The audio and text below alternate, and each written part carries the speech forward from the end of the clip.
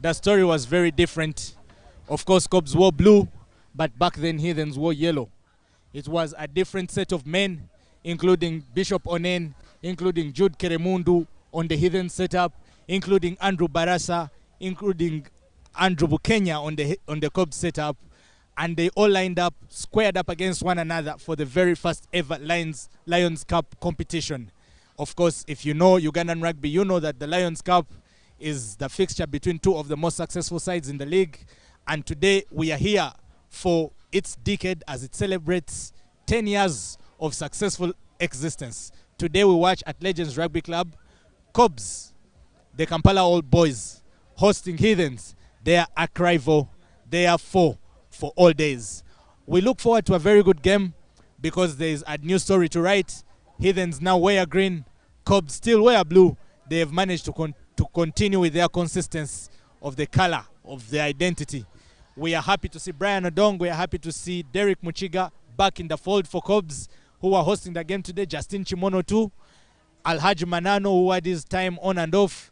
And they are back all warming up, getting ready to serve us yet another edition of a game we know is beyond the points, but also the pride.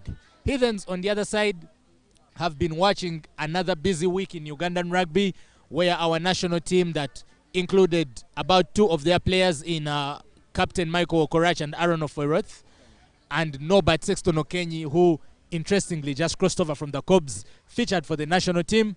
They will be missing them today, which has forced them to make a number of changes, including bringing the young, exciting and multi-talented Innocent Gokto into the fly half position. Many fans, many players and many of the people in the rugby community in Uganda have been very curious and also very interested to see how the young man is going to perform while he plays there. Cobs on the other side, hosting this game, are without Pius Ogena, another strong acquisition they got from Chadondo, where the Heathens team is best. He's with the national sevens team right now, and they've had to do their own part of reshuffling their squad to be ready for this game.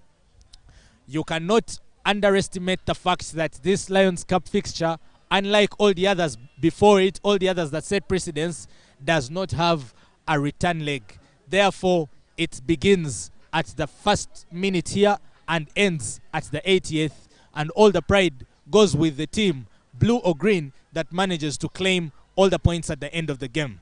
We look forward to what the Cobs have in store, considering that they lost the league in very unfamiliar circumstances to the Heathens last year, or last term, because the trophy was awarded this year. They did try to contest it, but as we know, rugby is a game of sportsmanship.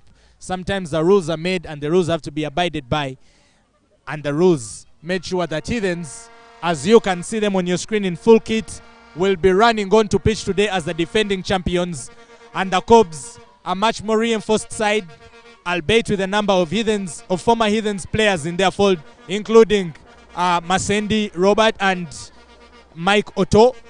Masendi, incidentally, will be trying to change that story.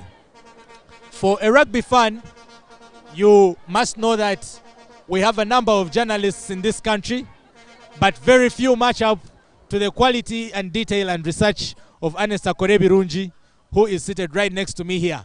Ernest, as a rugby lover and rugby fan, what do you look forward to in this game? First of all, I'm very excited to finally watch the Cobs play. Duty calls have had me miss the team that has been leading this season in action, but I'm very excited to finally watch Cobs play, and what a way to do that. They are going against this team that is closest to them, and that is the Heathens. It's going to be a very, very entertaining game, very intense. The weather is good, and goes without saying that I love the atmosphere on Saturday afternoons, because my life revolves around rugby, and this is what I've looked forward to for a long time. So I'm very, very excited to be here. Cobs is hosting the game, and we are happy to see the young, ever blooming flanker Derek Tukwasiwe. He has been read out of the game due to work commitments and injury over time, as well as Brian Odong, the more experienced prop, and one was a number of caps for the national team and has also captained it under his belt. When you look at when you look at those two people, that is Brian Odong and Derek Tukasiwe, coming back into the fold for Cobs, yet at the same time doing away with I know I'll ask you that other question later. First, tell me what you feel about seeing Tukasiwe and Brian Odong back in the team. So we have had rugby off on the sidelines for close to a year. It was exactly 358 days since a competitive match was played. That was on the 14th of March, the 13th of March 2020. So most of these players, I could say, were seeing for the first time in a long time. But specifically for Brian Odong, it's very good to see him return to the fold. You know, he has recovered from his injury, and this is the part where you feel that they've needed him the most. Cobs have gone 5 years or so without winning the league, and the last time they won the league, guess who was captain? Brian Odong. So he could be the lucky charm that Cobs have been waiting for all this time. But then also Derek Tukasiwe is not your typical number 8. He's not your typical loose forward. He is, you could say, lightweight, but he has the weight and he has the skill set that is required to play in that position, especially for a team with high demands like the Cobs. However, the challenge ahead of him is an experienced and seasoned tough man in Scott Woloch as his opposite number. So it will be very interesting to see how Derek fares against Scott Woloch. But I'm very, very excited that whichever direction it goes, it will be a good show for all of us, for the people that are here at Legends Rugby grounds and for the people that are watching across the world. Interesting. That's very interesting. Heathens, on the other side, unlike Cobs, when it came to reinforcing their squads this season, they did not go the way of purchasing a number of players. As a matter of fact, they did lose 2 players to Cobs in one Masendi Robert and one Michael Thomas Andy. Cobs on Heathens just went and picked players from their development side in Stallions, and today we can see one of those players, Haba Champara, is in the squad. He has had a number of games up his sleeve, the young man, together with Okello and Ronald Kalema. What do you think about the idea of this kind of nurturing of players from the roots versus acquiring talent that has already been established?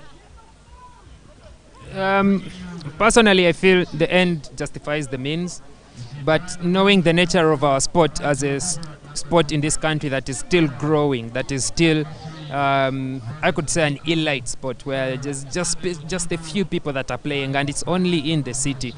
If you feel that there's a need to grow your own talent, because once you start from the bottom, the only way is up, rather than starting from the top, and then you can build. The teams are able to build talent, to nurture talent in their own DNA and in their own style of play.